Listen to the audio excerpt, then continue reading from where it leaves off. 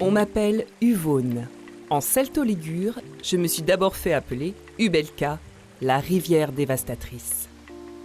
Capricieuse, je peux aussi me révéler généreuse ou avare avec ce qui crée la vie, l'eau que je véhicule.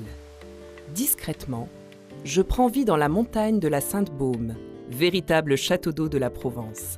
Dans ses grottes et ses interstices, je communique parfois avec d'autres rivières souterraines. Ne vous fiez pas aux apparences, mon lit est bien plus profond et plus large que ce que vous voyez en surface. Par moments, je disparais sous terre et je réapparais plus loin. Ici et là, d'autres cours d'eau me rejoignent et me renforcent. Ce sont mes affluents qui, comme moi, concentrent chaque goutte d'eau dans une rigole qui devient un bras rattaché à mon lit. Ensemble, nous parcourons 52 km en direction de Marseille.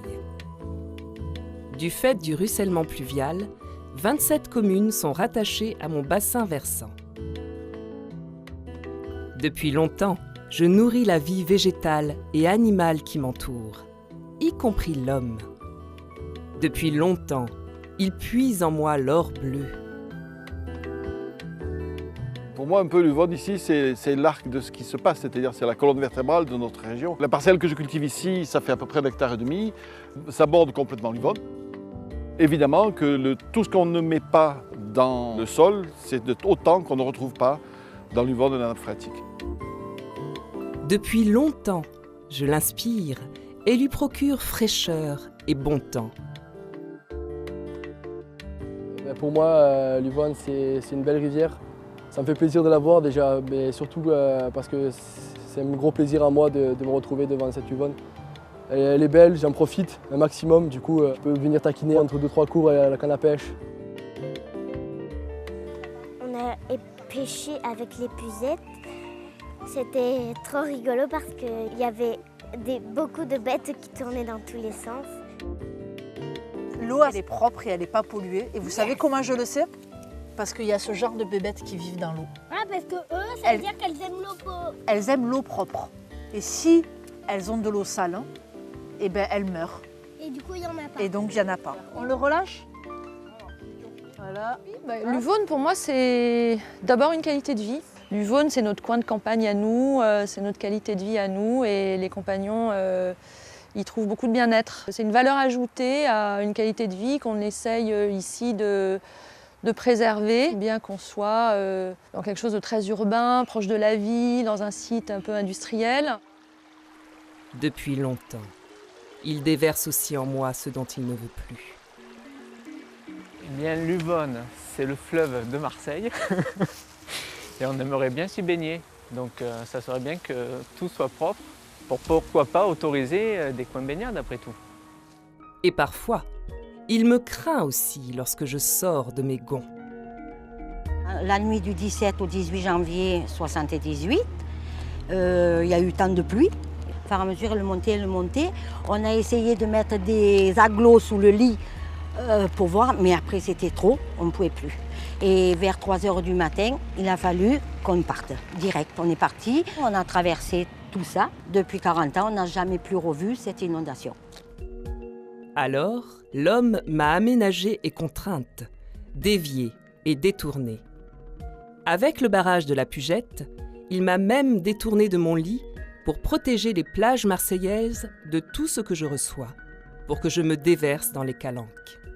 Mais l'être humain ne peut pas grand-chose contre mes humeurs. Quand il pleut fort, je reprends ma route naturelle et je traverse la cité phocéenne. J'entraîne avec moi tout ce que je peux et tout ce que l'homme me donne, à savoir des rejets polluants, issus de certaines activités industrielles, agricoles, d'assainissement et de lessivage de voiries.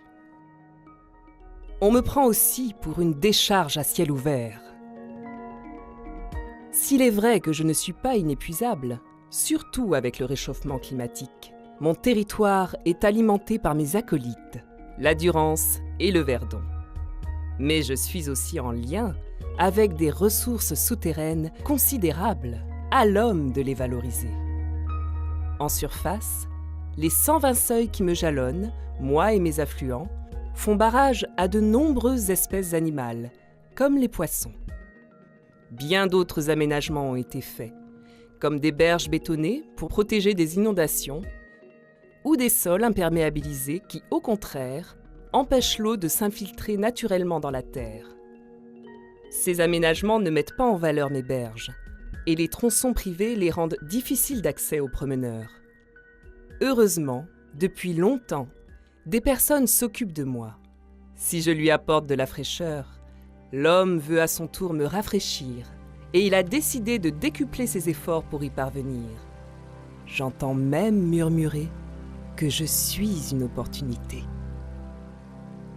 Agir ensemble pour le bassin versant de l'Uvaune.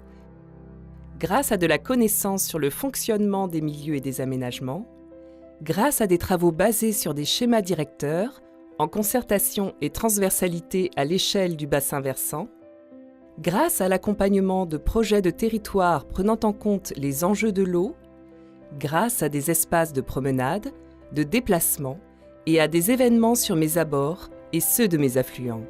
Je suis même le sujet d'un défi à long terme. Pour que je participe à l'amélioration du cadre de vie de l'homme, pour que les anguilles remontent vers ma source, pour que je me libère à nouveau avec mes affluents dans la baie de Marseille, sans nuire aux baigneurs. Un beau rêve qui, nous l'espérons, verra le jour.